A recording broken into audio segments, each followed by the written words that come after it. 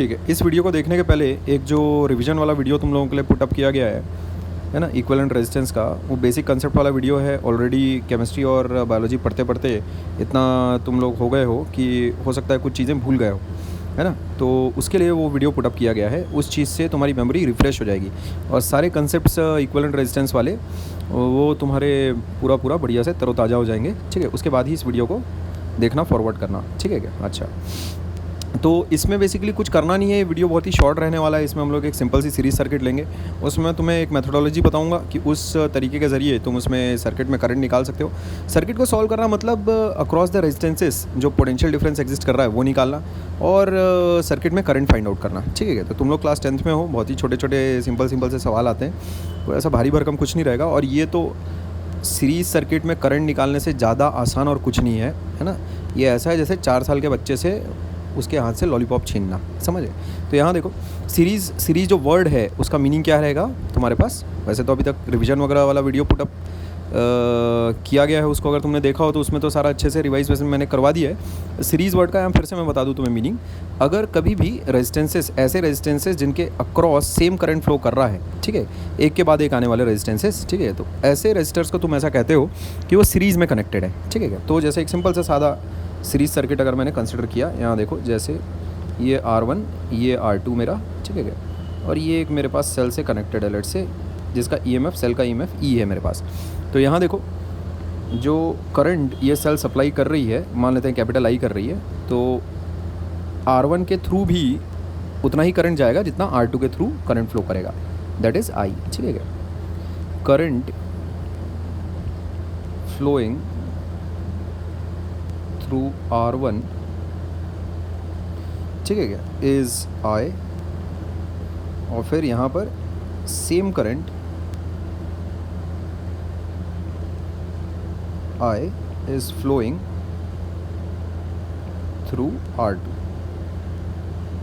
ठीक है, अब मुझे दो काम करने हैं। पहला तो इस करंट की वैल्यू निकालनी है, मुझे सेल का EMF पता है, मुझे दोनों रेजिस्टेंसेस की वैल्यू पता है, R1 और R2, मुझे करंट फाइंड आउट करना है। और दूसरा, मुझे पहले रजिस्टर के across potential difference find out करना है, ये ठीक है, मुझे इसके across potential difference find out करना है और इसके अक्रॉस भी पोटेंशियल डिफरेंस फाइंड आउट करना है। मेरे ख्याल में वो सभी को सीढ़ी वगैरह वाला एग्जांपल याद होगा, पोटेंशियल डिफरेंस का मीनिंग क्या होता है। इस चीज़ को तो मैं समझाने के लिए अच्छा खासा वक्त मैंने लगाया है। ठीक है, खैर, तो दो चीज़ें फाइंड आउट करनी है, करंट और पोटेंशियल डिफरेंस। पोटेंशियल डिफरेंस दोनों रजिस्टर्स के अक्रॉस फाइंड आउट करना है। करंट की तो एक ही वैल्यू होगी इस पूरी ब्रांच में, एक ब्रांच एक करंट। ठीक है बात, तो I की वैल्यू फाइंड आउट करनी है and we have to find out V1 as well as V2।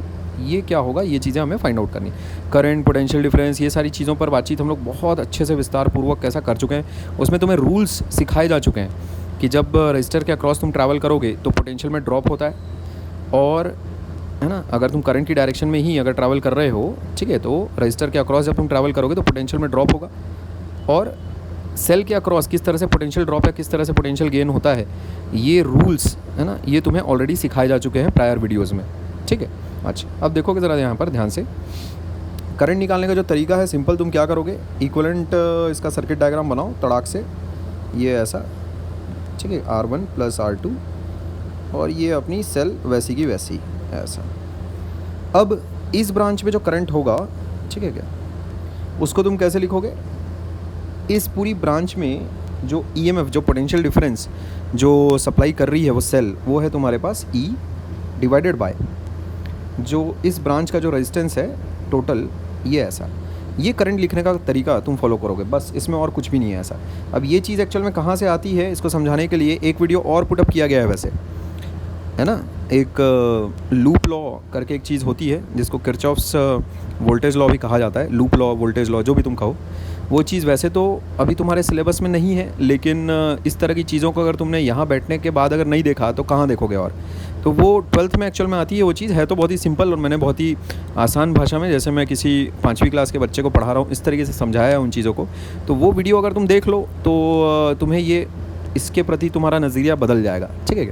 अभी तो कैसा है स्कूलों में एक्चुअल में सीधा स्कूल टीचर्स वगैरह तो कैसा करते हैं बस कि EMF अपॉन रेजिस्टेंस, बस ऐसा डायरेक्ट धड़ से कि ओम्स लॉ होता है करके EMF अपॉन रेजिस्टेंस, पर एक्चुअल में ये चीज़ आती कहाँ से, यहाँ देखो एक बार मैं थोड़ा सा बोल देता हूँ इसके बाद, लेकिन इस चीज़ का जिक्र नहीं करूँगा। यहाँ से यहाँ जब तुम मूव करोगे तो एक्चुअल में सीढ़ी से ऊपर जा रहे हो, क्यों ऊपर जा रहे हो, ये माइनस ये प्लस, ऐसा सीढ़ी में तुम्हारी हाइट गेन हो गई। इसके बाद फिर वायर के अक्रॉस जब तुम ट्रैवल करोगे तो कोई ना तो हाइट इंक्रीज़ होगी ना तो डिक्रीज़ होगी। ये कुछ ऐसा है जैसे कि तुम सीढ़ी के किसी स्टेप पर हॉरिजॉन्टली चल रहे हो, ठीक है, मतलब विदाउट चेंजिंग योर हाइट, ऐसा चल रहे हो तुम, ठीक है। जैसे अगर साइडवेज अगर तुम्हारा मूवमेंट हो सीढ़ियों पर, तब हाइट कब चेंज होती है, जब तुम्हारा वर्टिकल मूवमेंट होता है तब होती है ना, जब तुम छलांग ऊपर की तरफ लगाते हो या छलांग नीचे की तरफ लगाते हो।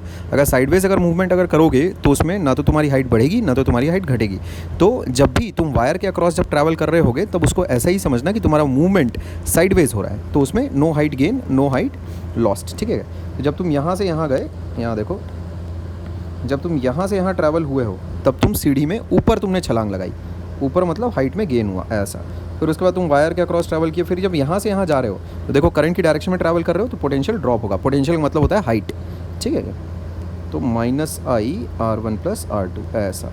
अब फिर देखो तुम वापस वहीं पहुँच गए जहाँ से तुमने शुरू किया था। इसका मतलब जितनी तुम्हारी हाइट बढ़ी जितनी तुम्हारी हाइट घटी, ये सबका एल्जेब्रिक जोड़, एल्जेब्रिक मतलब विद साइन के साथ जोड़ कितना आ रहा है तुम्हारे पास, 0। ये चीज़ ऐसे आती है फिर, ठीक है क्या। करंट की वैल्यू अगर इस इक्वेशन से अगर तुम निकालोगे तो EMF अपॉन रेजिस्टेंस इस तरह से आता है, ठीक है। लेकिन स्कूलों में वो एक्चुअल में डायरेक्ट लिख देते हैं, बस ओम्स लॉ होता है, ओम्स लॉ भी लिखते कैसा है, ऐसा ये V = IR कर देते हैं, है ना। अब ये पोटेंशियल है कि पोटेंशियल डिफरेंस उनको ये भी नहीं पता होता, खैर। तो एनीवेज तुमको आइडिया रहना चाहिए कि ये चीज़ें कहाँ से और कैसे लिखी जा रही है। अब सिंपल सा एक सवाल लेकर मैं इस चीज़ को तुम्हें कैलकुलेट करके दिखा देता हूँ। ऐसे तो एक सिंपल सीरीज सर्किट अगर आ गया तब तो 1 नंबर से ज़्यादा का आएगा नहीं वैसे, है ना, पर फिर भी भाई अपना धर्म है पढ़ाना, कर देते हैं, ठीक है। यहाँ देखो फॉर एग्जांपल एक 2 ओम का एक रजिस्टर है, एक 3 ओम का एक रजिस्टर है ऐसा, और अपने पास ये कहानी है बनी हुई, मान लेते हैं ऐसा 100 वोल्ट की बैटरी है ऐसा। तो करना क्या है, एक और रजिस्टर ले लेते हैं, वरना ये एग्जैक्टली पिछले सवाल जैसा ही हो जाएगा, सेम टू सेम। तो ये 5 ओम का एक और रजिस्टर अपन ने उठा लिया है ऐसा। इसमें करंट बढ़ाओगे बड़ा प्यारा सा, ठीक है। अच्छा मैंने पिछले उसमें तुम्हें सिखाया नहीं कि भाई पोटेंशियल डिफरेंस भी तो अपने को निकालना था, ठीक है क्या। तो वो अपन इसी सवाल के थ्रू मैं समझा दूंगा। अभी जैसे इस ब्रांच में एक करंट मैंने अज्यूम कर ली, ठीक है। तो ये बात ध्यान में रखना, 2 ओम के थ्रू भी उतनी ही करंट गुजर रही है जितनी 3 ओम के थ्रू गुजर रही है, जितनी 5 ओम के थ्रू गुजर रही है, ठीक है। इस बात का ध्यान रखोगे। अच्छा, करंट चेंज तभी होती है जब स्प्लिटिंग होती है, ब्रांच में जब स्प्लिटिंग होती है तभी करंट चेंज होती है, इस बात का ध्यान रखना है, ठीक है। अच्छा, इसके लिए क्या कर लेंगे, इक्विवेलेंट सर्किट बना लोगे, इसको R1 मार्क करो, ठीक है क्या, इसको R2 मार्क करो ऐसा, इसको R3 मार्क करो। मार्किंग का जो तरीका रखो उसको ऐसा रखो, ब्रैकेट में अपने अज्यूम किए गए वेरिएबल्स को रखो तुम ऐसा, ब्रैकेट में ऐसा R1 रखो, इसको R2 बोलो और इसको R3 बोलो, ऐसी मार्किंग कर लेना, समझ गए। अच्छा, उसके बाद एक इक्विवेलेंट सर्किट डायग्राम बनाओगे ऐसा R4, ठीक है, और वहाँ पर बाजू में कैलकुलेशंस दिखा देना बढ़िया से। सर्किट सॉल्व करने का यही तरीका फॉलो करोगे और कॉपी चेकिंग जब करवाओगे तब ऐसा दिखना चाहिए कि इस तरीके को फॉलो करके तुम आंसर्स ला रहे हो। R4 बाजू में कैसा लिखोगे, R1 + R2 + R3, और ऐसा लिखोगे ये सीरीज़ का फॉर्मूला है करके, ठीक है, ताकि एक कॉपी चेकर को भी समझ में आए कि तुम पढ़े लिखे इंसान हो और कहाँ से ये आ रहा है, ये चीज़ें तुम्हें पता है, ठीक है। ये चीज़ कितनी हो जाएगी, 2 + 3 + 5, यूनिट्स वगैरह लगाने की ज़रूरत नहीं है, डायरेक्ट अपन यूनिट्स आखिरी में लगाएंगे ऐसा, 10 ओम आ गया। अच्छा, इसमें करंट वही वापस से बना देते हैं अपन I, ठीक है। अब इसके बाद I की वैल्यू डायरेक्टली लिखना, उसमें कोई भी टीचर तुम्हारा कभी काटेगा नहीं, समझे, कभी नहीं काटेगा वो, ऐसा लिखना 100/10 ऐसा, समझे। यूनिट्स आखिरी में लगाएंगे हम लोग, ये ऐसा, ये हो गया 10 एम्पियर्स, ये हम लोगों का आंसर हो गया। Current flowing in this series circuit is what, it is 10 amperes ऐसा। अब जब 10 एम्पियर की करंट फ्लो कर रही है तब पोटेंशियल डिफरेंस उसके बाद हम लोग निकाल सकते हैं, ठीक है। कैसे निकालोगे, यहाँ देखो, जब भी एक रजिस्टर है मान लेते हैं तुम्हारे पास, और लेट्स से इसके थ्रू करंट फ्लो कर रही है मान लेते हैं I, ठीक है। तो हम लोगों को ये पता है A is at a higher potential, B is at a lower potential. Height, पानी कहाँ से फ्लो करता है, ऊपर से नीचे की तरफ फ्लो करता है, तो ठीक उसी प्रकार करंट कहाँ से फ्लो करती है, ऊपर से नीचे की तरफ फ्लो करती है, ये बात ध्यान में रखना।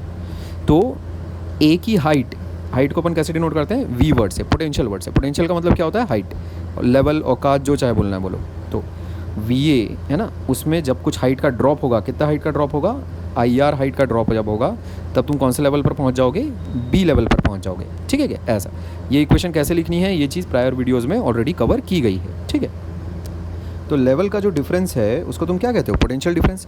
भाई एक पॉइंट का पोटेंशियल, बी पॉइंट का पोटेंशियल, जो दोनों के पोटेंशियल से, फिर बोलो हाइट, लेवल, जो चाहे तुम्हें बोलना है बोलो। ठीक, आसान वर्ड क्या है, लेवल है, और फिजिक्स की टर्मिनोलॉजी में अच्छा वर्ड क्या है, पोटेंशियल है। ठीक है, ये सारी बातचीत हो चुकी है ऑलरेडी, है ना। तो VA minus VB the required potential difference will be equal to what, IR, ऐसा। अब इसको स्कूल वाले कैसा लिख देते हैं, ऐसा, V इक्वल टू IR, ऐसा, ये ऐसा भड़ से ऐसा मार देंगे। ठीक है, खैर जाने दो उनकी बातें। एनीवेज, स्कूल टीचर्स के अगेंस्ट मेरा कुछ भी नहीं है, बहुत ही लोग वो भी मेहनत करते हैं बहुत ज़्यादा अच्छा, और काम में अपने बहुत सारे लोगों को, मतलब मेरा तो जहाँ तक ऐसा एक्सपीरियंस है कि भाई वो भी अपनी मेहनत में कोई कसर नहीं छोड़ते। ठीक है, और ठीक है, चलो फिर दूसरों पर कमेंटबाजी बंद करते हैं, अपन अपने काम पर लगते हैं। ठीक है, तो VA माइनस VB तुम्हारे पास IR होगा। ठीक है, ये सारी बातचीत ऑलरेडी की जा चुकी है वैसे तो। अब अगर मेरे पास करंट की वैल्यू अगर मुझे पता है, यहाँ देखो 10 ओम का रजिस्टर, सॉरी, जो अपना 2 ओम का रजिस्टर है उसको अगर तुम देखो तो उसके थ्रू करंट कितना फ्लो कर रहा है तुम्हारे पास, 10 एम्पियर। ठीक है क्या, अच्छा। जो 3 ओम का रजिस्टर है उसके अक्रॉस भी तुम्हारे पास पोटेंशियल, उसके अक्रॉस भी करंट कितना फ्लो कर रहा है तुम्हारे पास, अगेन 10 एम्पियर्स। और सिमिलरली 5 ओम के थ्रू भी जो तुम्हारा करंट फ्लो कर रहा है वो भी 10 एम्पियर ही फ्लो कर रहा है। तो ऐसा मार्किंग कर दो यहाँ पर डायग्राम में, ये ऐसा V1, ठीक है, ये मार्क कर दो V2 ऐसा। ठीक है, ये मार्किंग करेंगे अपन V1, ये मार्किंग कर दो V3 ऐसा ऐसा। तुम अगर अपने सर्किट डायग्राम में इस तरह से मार्किंग करोगे तो तुम्हारे टीचर, जो कॉपी चेकर होगा, जो भी एग्जामिनर होगा, वो समझ जाएगा। ठीक है बात, कि भाई ये लड़का या ये लड़की क्या डिमॉन्स्ट्रेट करने की कोशिश कर रहा है। ठीक है, ऐसे। उसके बाद डायरेक्टली क्या लिखोगे, V1 will be equal to, इस चीज़ को हटा लेते हैं, ये तो मैंने तुम्हें समझाने के लिए बताया था। ठीक है, अच्छा, इसमें ये बात ध्यान में रखना, जो फॉर्मूला अपने पास आया है, ठीक है ना, फॉर्मूला फॉर पोटेंशियल डिफरेंस। ठीक है क्या, ये चीज़ क्या है, current flowing through the resistor. ठीक है, ये बात ध्यान में रखनी है, फ्लोइंग थ्रू द रजिस्टर है ये, थ्रू द रजिस्टर, ये बात बहुत ज़्यादा इंपॉर्टेंट है। ठीक है क्या, और जिस रजिस्टर के अक्रॉस, ठीक है क्या, resistance across which potential difference is to be found out. ठीक है, अगर मान लेते सर्किट है ठीक ठाक, ये मान लेते हैं ऐसा है, ऐसा कुछ सर्किट होगा है, ऐसा कुछ वगैरह, और सेल वगैरह लगी हुई है हमारे पास। अब तुमने मान लेते हैं टोटल करंट निकाला, ऐसा मान लेते हैं सर्किट ऐसी है कुछ, तुमने टोटल करंट वगैरह निकाला कि टोटल करंट कितनी फ्लो कर रही है। इस रजिस्टर के अक्रॉस अगर तुमसे पोटेंशियल डिफरेंस पूछा गया और तुम इस करंट का इस्तेमाल कर रहे हो तो कचरा हो जाएगा ना। यहाँ तुमको क्या यूज़ करना पड़ेगा, ये लेट से R1 है, R2 है, ये R3 है मान लेते हैं, तो R2 के अक्रॉस जो करंट मूव कर रही है ना, वो I1 है। तो potential difference across R2 will be equal to what, I1 R2। Clear है बात, इन चीज़ों का ध्यान रखना है। ये वैसे सीरीज़ पैरेलल मिक्स्ड है ये, ठीक है, ये सब आएगा वैसे बाद में, लेकिन ये बात ध्यान में रखोगे कि जो करंट जिस रजिस्टर के अक्रॉस मूव करता है उस करंट से हमें पोटेंशियल डिफरेंस कैलकुलेट करना है, ये बात ध्यान में रखना। ठीक है, नेट करंट वगैरह से नहीं। जैसे I3 के अक्रॉस मान लेते हैं I2 मूव कर रहा है, ठीक है, तो कुछ लोग यहाँ पर पोटेंशियल डिफरेंस है ना, पोटेंशियल डिफरेंस अक्रॉस R3 वो चीज़ ऐसी लिख देते हैं IR3 ऐसा, ये बकवास कर देते हैं। इतनी उनमें अकल होती है कि भाई R3 का इस्तेमाल तो करना है, बट इतनी अकल नहीं होती है कि कोई भी करंट उठा के पटक देते हैं वो, तो उसमें the current flowing through this resistor वो हम लोगों को इस्तेमाल करना होगा, ये बात ध्यान में रखना। ठीक है, तो I2 R3 ये तुम लिखोगे पोटेंशियल डिफरेंस है ना अक्रॉस R3, ये बात ध्यान में रखना। पोटेंशियल डिफरेंस से वर्ड से मीनिंग से तुम क्या समझते हो, इस वर्ड के मीनिंग है ना, इस वर्ड का क्या मतलब समझते हो तुम, वही लेवल का डिफरेंस। सीढ़ियाँ तो याद होगी मेरे ख्याल में। ठीक है, अगर पिछले वीडियोज़ में अगर कुछ पिछले वीडियोस का अगर तुम्हें कुछ भी अगर याद हो तो ये तो याद होगा कि सीढ़ियाँ अपन ने बनाई थी, मस्त ऊपर नीचे कूदा कादी की थी, और फिर सबका समेशन एल्जेब्रिक समेशन 0 किया था। ठीक है, तो ये जो लूप वाला जो एक वीडियो मैं पुटअप कर रहा हूँ उसमें भी अगेन सीढ़ियाँ तुम्हें मिलेगी, ठीक है क्या। और वो वाला डिस्कशन भी अच्छा डिस्कशन है, तुम्हें देखना चाहिए। बट अगर कमज़ोर दिल के हो या फिर थोड़ा ऐसा है कि भाई हमको पढ़ाई लिखाई से क्या वास्ता है, तो ऐसे वीडियो से तो दूर ही रहो, ठीक है। खैर वो चीज़ तुम्हारे आगे के लिए, तुम्हारे आगे 12th में ज़रूर काम आएगी वो चीज़। खैर अब देखते हैं यहाँ पर। तो अपना भाई फॉर्मूला अपना एकदम क्लियर है कि अपने को जिस भी रजिस्टर के अक्रॉस पोटेंशियल डिफरेंस निकालना होगा, अपन उसकी करंट का इस्तेमाल करेंगे, वो वाली करंट का अपन इस्तेमाल करेंगे, ठीक है। जब तुम्हारे पास सर्किट्स आगे चलकर कॉम्प्लेक्स हो जाएंगे तब उसमें इस चीज़ का तुम्हें ध्यान रखना है, ये बात ध्यान में रखना। अच्छा, तो अब देखो यहाँ पर potential difference across 2 ohm resistor V1 जिसको मैंने नाम दिया है, तो उसके थ्रू करंट और वो उसका रजिस्टर, उसका रेजिस्टेंस। तो ये चीज़ कितनी आ जाएगी तुम्हारे पास, 10 एम्पियर का करंट फ्लो कर रहा है और 2 ओम के रेजिस्टेंस के अक्रॉस तुम क्योंकि पोटेंशियल डिफरेंस निकाल रहे हो, इसीलिए ये चीज़ आ जाएगी तुम्हारे पास 20 वोल्ट्स, ठीक है। यहाँ इस बात का ध्यान रखना, जैसे ये 2 ओम का रेजिस्टेंस था, ये 3 ओम का रेजिस्टेंस था, है ना, ये 5 ओम का रेजिस्टेंस था ऐसा, और सर्किट डायग्राम में तुम्हारे पास 100 वोल्ट की बैटरी थी। तो यहाँ इस बात का तुम ध्यान दोगे, लेट्स से पॉइंट्स कुछ मार्क कर देते हैं, ये ए, ये बी, जब तक कोई दूसरा एलिमेंट ना आए पॉइंट चेंज मत करना।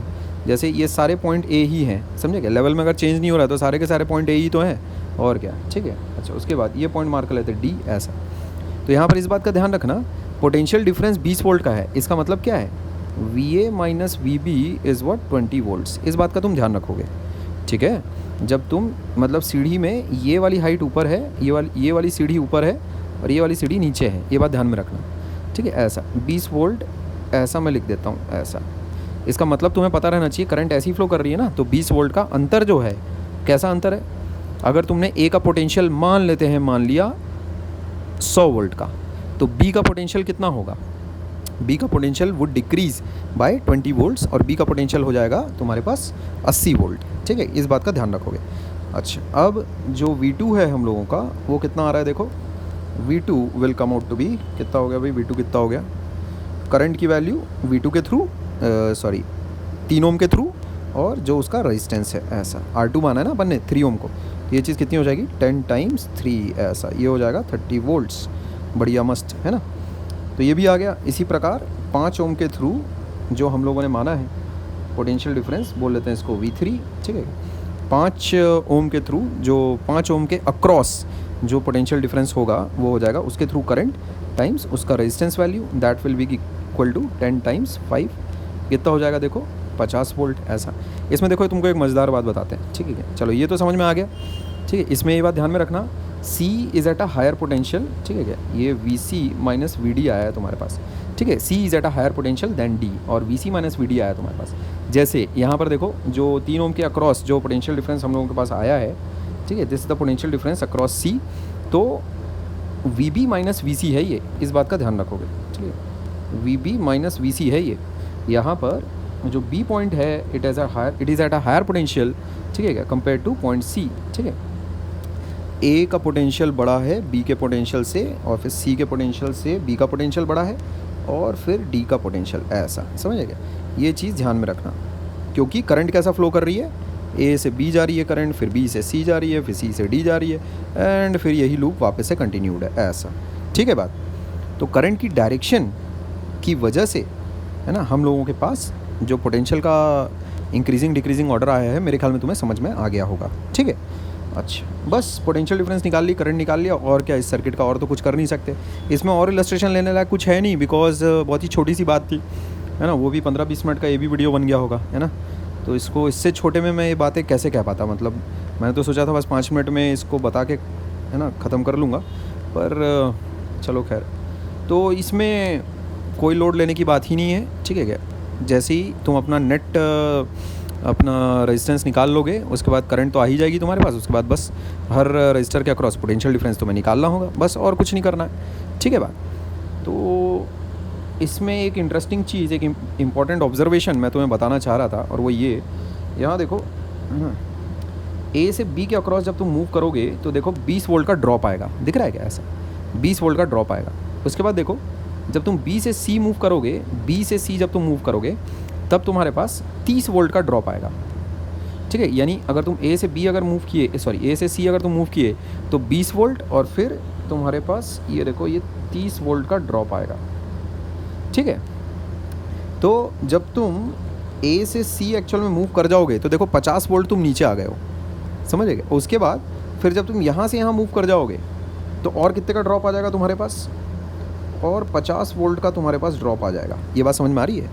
तो टोटल ड्रॉप कितना हो गया देखो तुम्हारे पास, फिर ये देखो यहाँ से यहाँ आने में 50 वोल्ट गिरे, और फिर यहाँ से यहाँ आने में फिर अगेन 50 वोल्ट गिरे, और टोटल अब 100 वोल्ट नीचे आ चुके हो। अब उसके बाद एक ही धड़ाके में, ये देखो यहाँ से यहाँ जब तुम गए तो एक ही धड़ाके में 100 वोल्ट फिर ऊपर पहुँच गए, और जहाँ से शुरू किया था वहीं वापस आ गए। ये ए ही तो है, सारे पॉइंट्स ए के ही तो बराबर है, ठीक है। तो अक्रॉस द लूप, जैसा कि मैंने कहा, अक्रॉस द लूप तुम्हारी ना तो हाइट कभी बढ़ेगी ना तो हाइट तुम्हारी कभी गिरेगी, बिकॉज अक्रॉस द लूप तुम जहाँ से शुरू करते हो वहीं पर आ जाते हो, ठीक है। तो अगर तुम्हारी नेट वैल्यू पोटेंशियल डिफरेंसेस अगर तुम सबको अगर ऐड करो और अगर वो ज़ीरो नहीं है, इसका मतलब या तो हाइट में इंक्रीज़ हो गया है या तो हाइट में डिक्रीज़ हो गया है, जो कि है ना पैराडॉक्सियल है, जो कि कॉन्ट्राडिक्शन है। ऐसा हो नहीं सकता ना। जैसे अगर तुम ये कहते हो कि मैंने जहाँ से शुरू किया वहीं पर मैं वापस आ गया, इसका मतलब तुम ये कहते हो ना तो तुम्हारी हाइट में इंक्रीज़ हुआ ना तो डिक्रीज़ हुआ। तो इसी चीज़ को एल्जेब्रिकली तुम कैसे पुटअप कर सकते हो कि ऑल द हाइट गेन्स, ठीक है, which you encounter in your path as well as all the height losses, ठीक है, which you encounter during traversal, ठीक है, the algebraic addition of all those heights, algebraic मतलब with sign, the algebraic addition of all those height gains and height losses, ठीक है, must amount to zero, ठीक है, must get equated to zero, ठीक है। वही चीज़ है, बस सादा सा। इसी को 12वीं कक्षा में जाकर तुम किरचॉफ्स वोल्टेज लॉ कहते हो, ठीक है, लूप लॉ भी कहा जाता है इसको मोस्ट फेमसली, ठीक है। खैर, तो उसके लिए भी एक वीडियो बनाकर पुटअप किया गया है। अब एक्चुअल में वो जो रिवीजन वीडियो जो बना और जो दूसरा तुम्हारा लूप लॉ वाला जो वीडियो बना, मेरी ऐसी इच्छा थी, मंशा थी कि भाई उसको थोड़ा जल्दी अपलोड किया जाए करके मैंने लो क्वालिटी में उसको अपलोड कर दिया है। 360 पिक्सल है वैसे वो, है ना। यहाँ का इस जगह का हर वीडियो जो अपलोड हुआ है 720 पिक्सल का हुआ है, ठीक है। करीब 1-1 GB का डाटा उसमें लगता है ना, अच्छा खासा 1-1.5 GB का लगता है। तो मगर देखो यहाँ इनके वीडियोस, है ना, तो वो उसमें अच्छा खासा डाटा कंजम्पशन होता है। तो ये पहली बार ऐसा हुआ है उसमें भी, लेकिन 360 पिक्सल में भी तुम्हें कोई देखने में कोई दिक्कत नहीं आएगी, ठीक है। ऐसा घटिया मतलब उसमें नहीं है कि 144 या 240 पिक्सल वाला है वो, 360 का दिखेगा, विजिबल होगा बढ़िया। लेकिन जैसे ये वाला वीडियो दिख रहा है एकदम एक्स्ट्रा क्लियर, और मैं तो यही एडवाइस करूँगा हमेशा 720 में ही देखा करो, तो वो उसमें थोड़ा सा काम चला लेना, ठीक है क्या। खैर, तो सीरीज़ के बाद इसके बाद तुम्हारे पास जो नेक्स्ट वीडियो आएगा उसमें हम लोग पैरेलल सर्किट्स में करंट का डिस्ट्रीब्यूशन सीखेंगे, ठीक। उसमें तुम्हें मज़ा आएगी। ये तो चलो खैर आज वार्म अप हो गया अपना थोड़ा सा, ठीक है क्या। अभी इसको यहाँ पर ओवर करते हैं, ठीक है, ओके।